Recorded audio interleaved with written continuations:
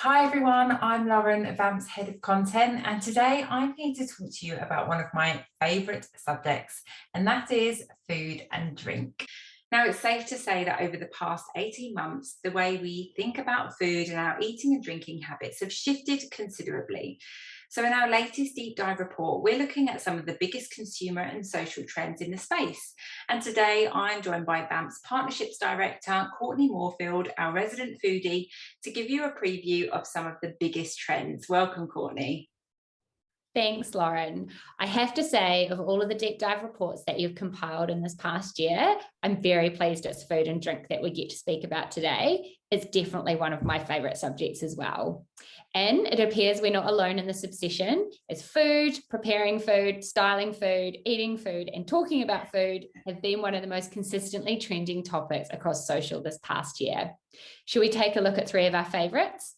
Absolutely, let's get into it. So, driven by our busy lives, the trend towards convenience has been steadily growing for years now. But in a pandemic era, when meal times have quite literally been the highlight of our whole day, this is starting to look a little more luxe. So takeaways aren't just arriving in pizza boxes anymore. They're arriving in Instagrammable packaging from our favourite upmarket restaurants who've pivoted their business models in lockdown. So many restaurants have launched cook at home boxes as well. So that's really allowed consumers to recreate restaurant dishes in their own kitchens. And that one has been dubbed the makeaway. 100%. We eat with our eyes, and I think we've all jumped at any chance we've had to elevate our everyday routine and turn what used to be a quiet Friday night non-event into something special. But it's not just food that this applies to. Convenient drinks are getting the luxe makeover treatment too. Sadly, for myself and my fellow coffee addicts, our routine barista stops disappeared with our morning commutes, which, whilst devastating for us, left coffee brands with ample opportunity to offer us at-home alternatives. Starbucks jumped straight on this, releasing new products that allowed customers to recreate their famous pumpkin spice coffees at home. Meanwhile, instant coffee brand Nescafe have elevated their offering with the launch of 3 canned iced coffee drinks in Australia, including a flat white flavour. Back in 2018, marketing intelligence agency Mintel had actually already identified ready-to-drink coffee as the fastest growing segment in the retail coffee market and the fastest growing non-alcoholic beverage product. But it's not just coffee coming in a can. Canned cocktails, of course, are also booming. And according to Marketing Dive, a core driver of canned cocktail success is their convenience, especially compared to the effort required to make a traditional cocktail from scratch. This convenience tastes good too. The average food and drink consumer is a discerning one, and brands know that they have to get that balance right to capitalize on the opportunity.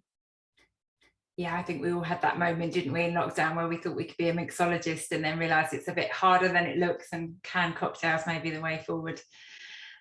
Okay, so another convenient option that we're really seeing booming as well is food subscription boxes.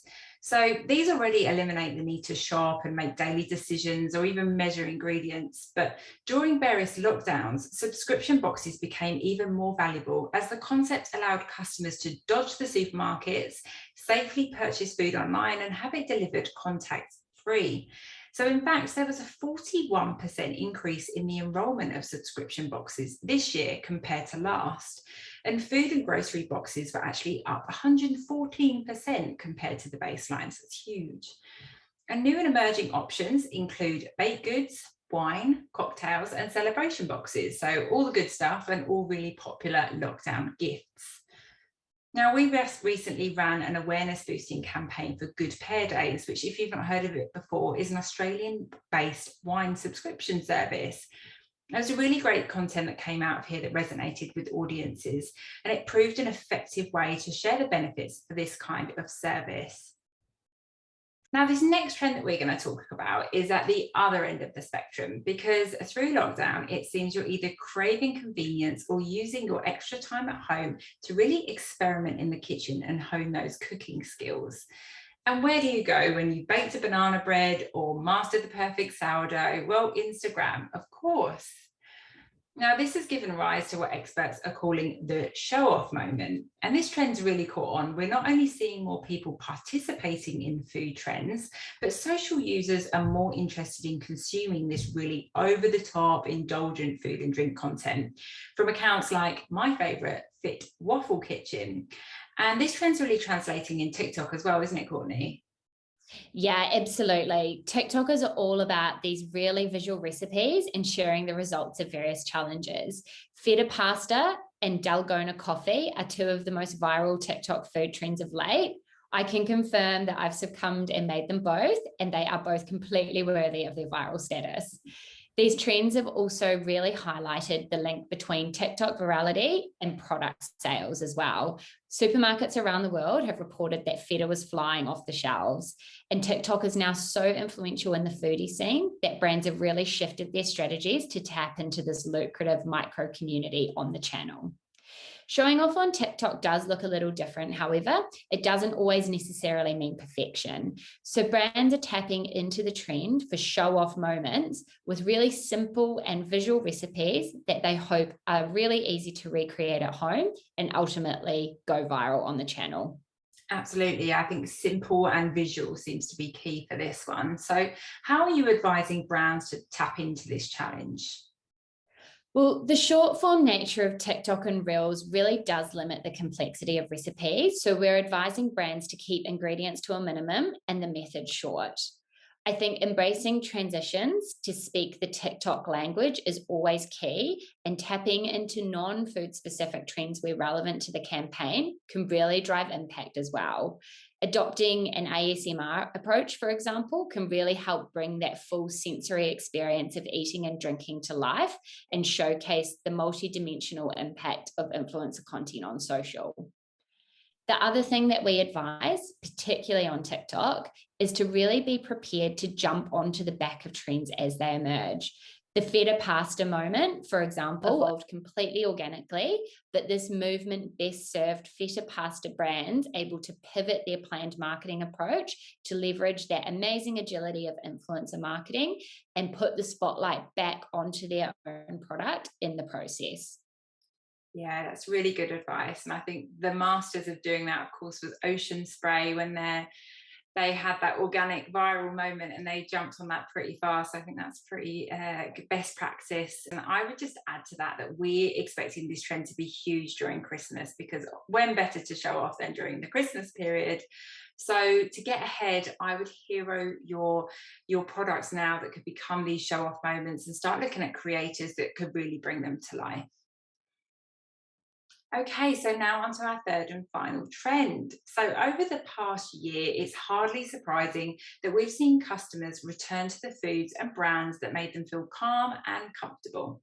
So, in unprecedented times, I'm sorry I said it, but in precedented times, brands with a long heritage and trustworthy reputation can feel incredibly reassuring. So, as shoppers have gravitated to the brands they knew and that they grew up with and that their families have bought for generations, iconic brands have been keen to highlight their history, only too happy to take their customers on a trip down memory lane. So, Britannia relaunched its 40-year-old Milk Bikkies formula, complete with retro packaging.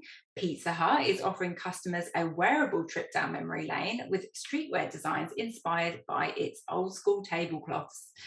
And even 2021's big Burger King rebrand saw them return to a logo that closely resembles the logo used by the brand in the 70s, 80s, and 90s. I love all of this so much, and I can actually recall the original versions of some of these. Um, I think all of these approaches really tap into that broader trend for nostalgia, which is prevalent in almost every single industry right now.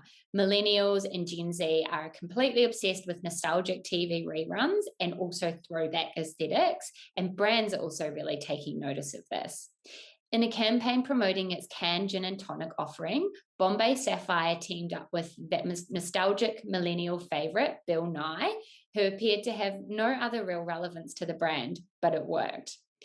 It definitely feels like a big opportunity for more traditional heritage brands they'd be perfectly suited to jumping in on this trend, and influencer marketing campaigns is such an easy way to add that nostalgic spin. Creators can share their own stories and personal memories about your brand or recreate iconic recipes to tap into this. Absolutely. And who doesn't love a bit of nostalgia? Okay, so I think we better leave it there. Convenience goes luxe, show off moments on nostalgic comfort, all trends to keep an eye out for, but there's plenty more to read about in our deep dive report. We haven't even touched on all of the weird and wonderful things going on in the health space. So I definitely recommend checking it out, and it's free to download on the blog. Okay, guys, thanks for watching.